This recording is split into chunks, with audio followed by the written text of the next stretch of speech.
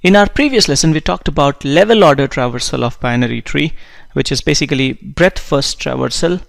Now in this lesson, we are going to discuss these three depth first algorithms: preorder, inorder, and postorder. I have drawn a binary tree here. Data type filled in the nodes is character. Now, as we had discussed in earlier lessons, in depth first traversal of binary tree, if we go in one direction, then we visit all the nodes in that direction. Or in other words, we visit the complete subtree in that direction, and then only we go in other direction. In this example tree that I have drawn here, if I'm at root and I'm going left, then I'll visit all the nodes in this left subtree, and then only I can go right. And once again, when I'll go right, I'll visit all the nodes in this right subtree. If you can see, in this approach, we are reducing the problem in a self-similar or recursive manner. We can say that in total, visiting all the nodes in the tree is visiting the root node, visiting the left subtree, and visiting the right subtree. Remember, by visiting a node, we mean reading or processing the data in that node, and by visiting a subtree, we mean visiting all the nodes in the subtree. In depth first strategy, relative order of visiting the left subtree, right subtree, and the root can be different. For example, we can first visit the right subtree, then the root, and then the left subtree.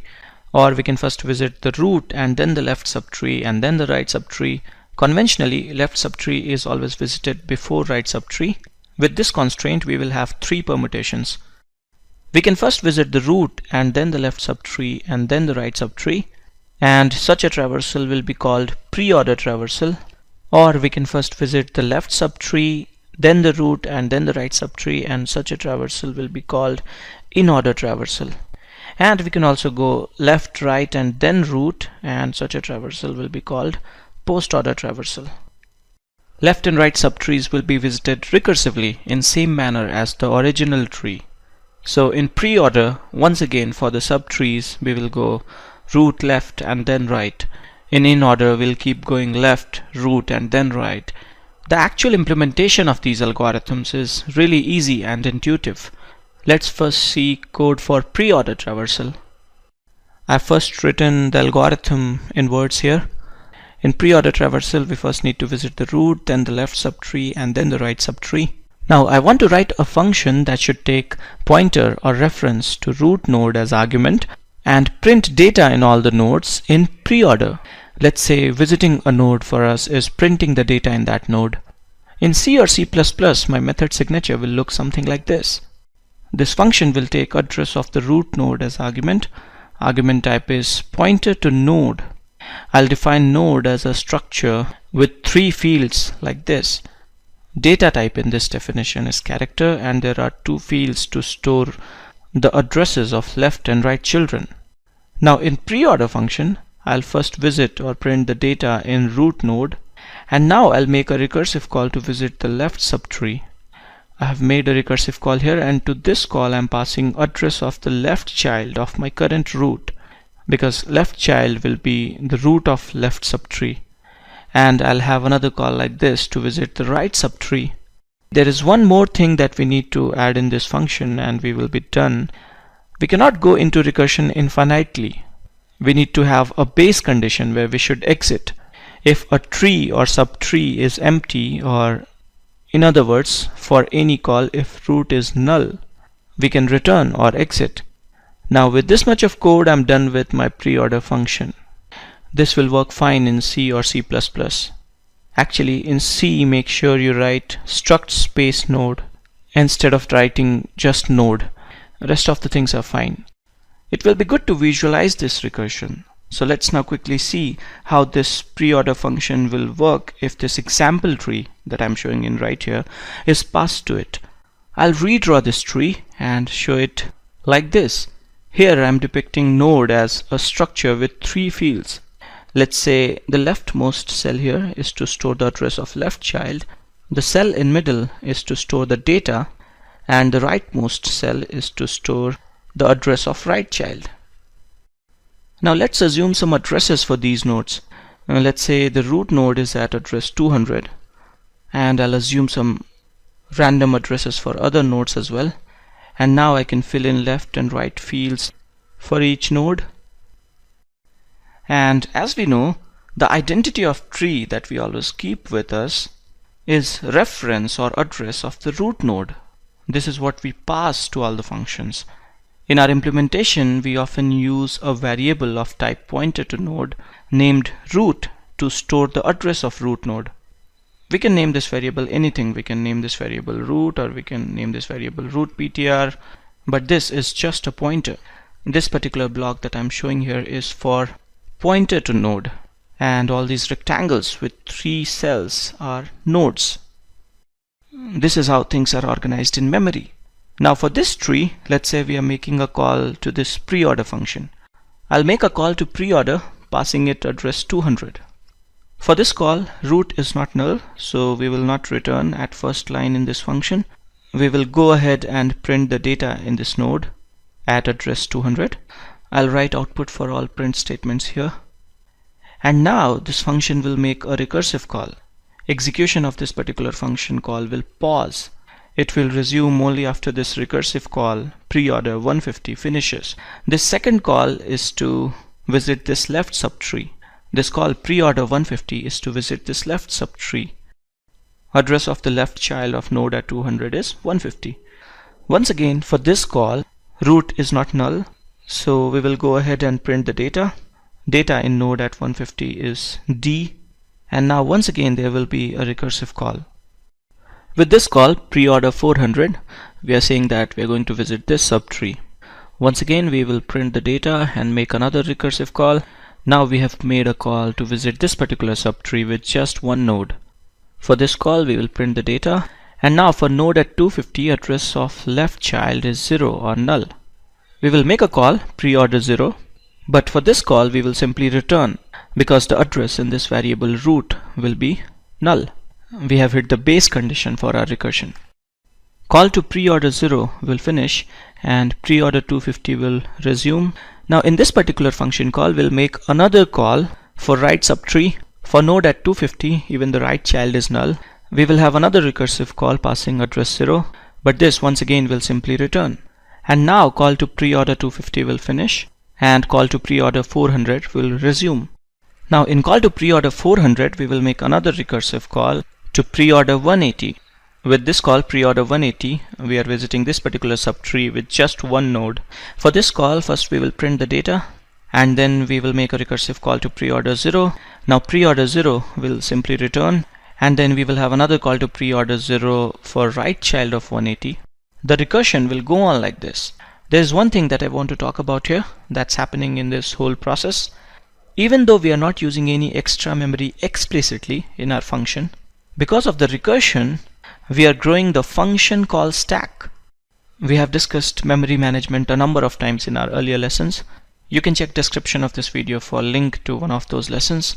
As we know, for each function call, we allocate some amount of memory in what we call stack section of application's memory. And this allocated memory is reclaimed when the function call finishes.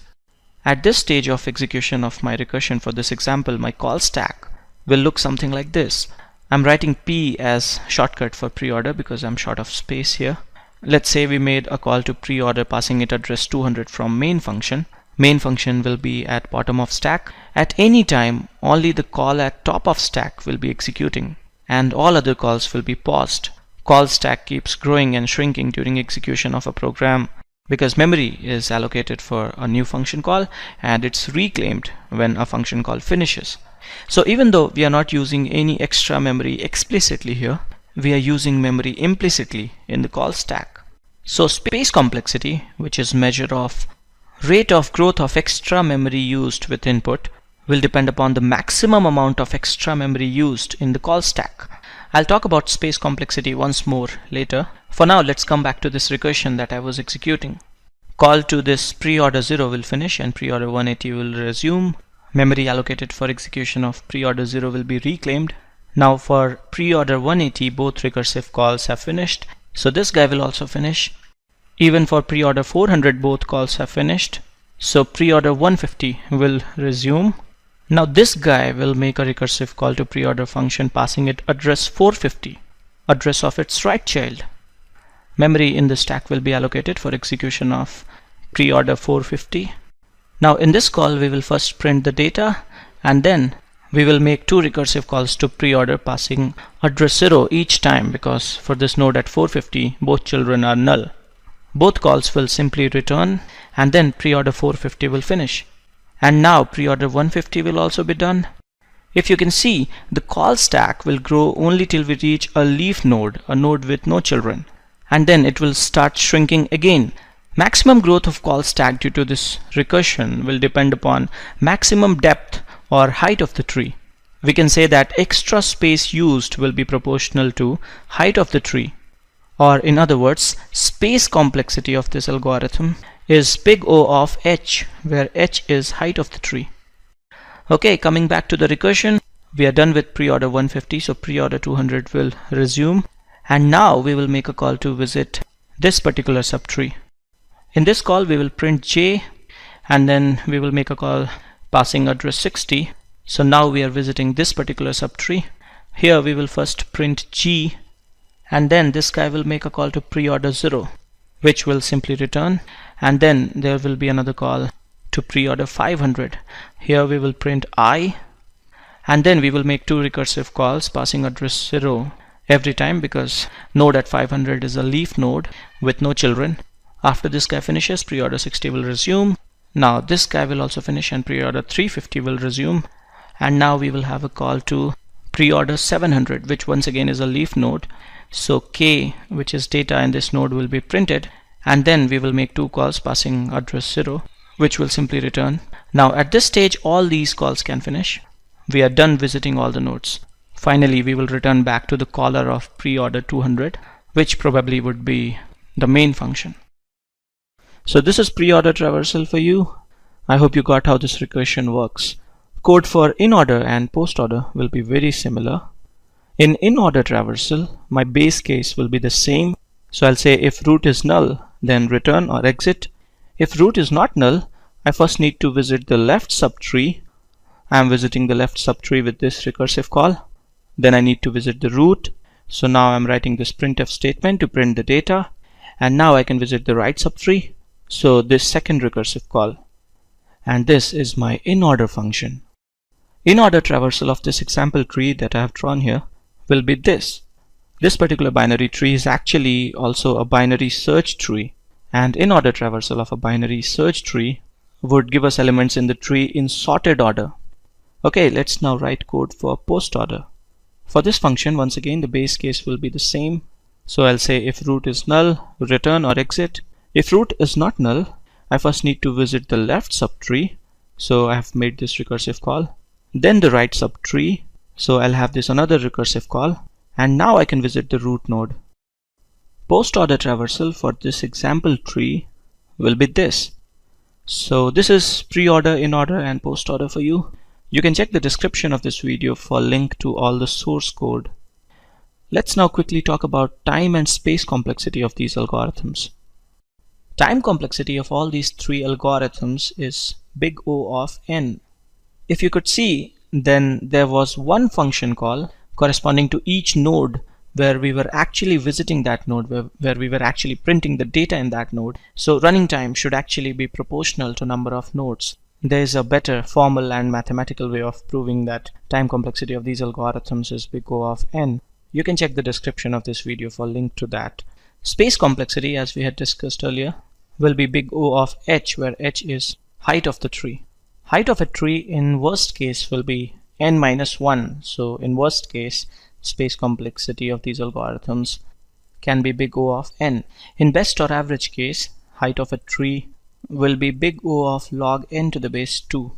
So we can say that in best or average case, space complexity will be big O of log n. I'll stop here now. In coming lessons, we will solve some problems on binary tree. Thanks for watching.